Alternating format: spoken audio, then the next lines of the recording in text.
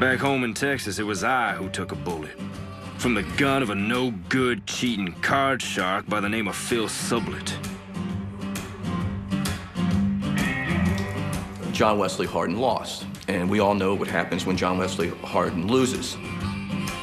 They get into this disagreement. Hardin slaps Phil Sublett, kind of pushes him around. You can guess by now how I tried to settle the score. But that son of a bitch pumped me full of buckshot and then turned tail and ran. He hits Hardin in the side.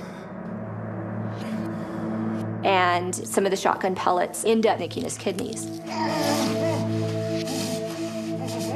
It looked, in fact, for a little while as if he might die. I was alive, but too weak to keep running, and the law was right on my heels. It has to be shocking. By one account that Wyatt gave at about that time, the judge came up to him and said, "Wyatt, you can't convict a Clanton in Cochise County.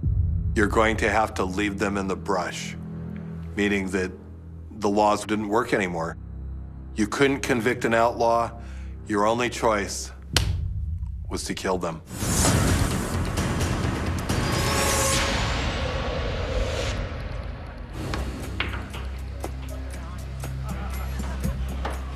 All right, Morgan, this is the last game. For more than 2 months after Virgil's shooting, an uneasy quiet settled over Tombstone. We kept a low profile, doing our level best to make sure that if trouble found us, no one could say we were looking for it.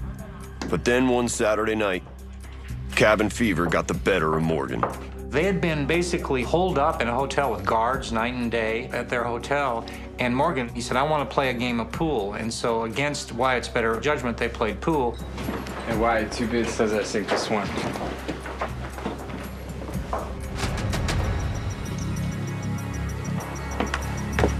Some assassins came down the alley. They looked in there. They saw Wyatt Earp sitting over on a bench. They saw Morgan coming around the pool table. That's them. That's Morgan and Wyatt. Get them. Get them. I'll get them.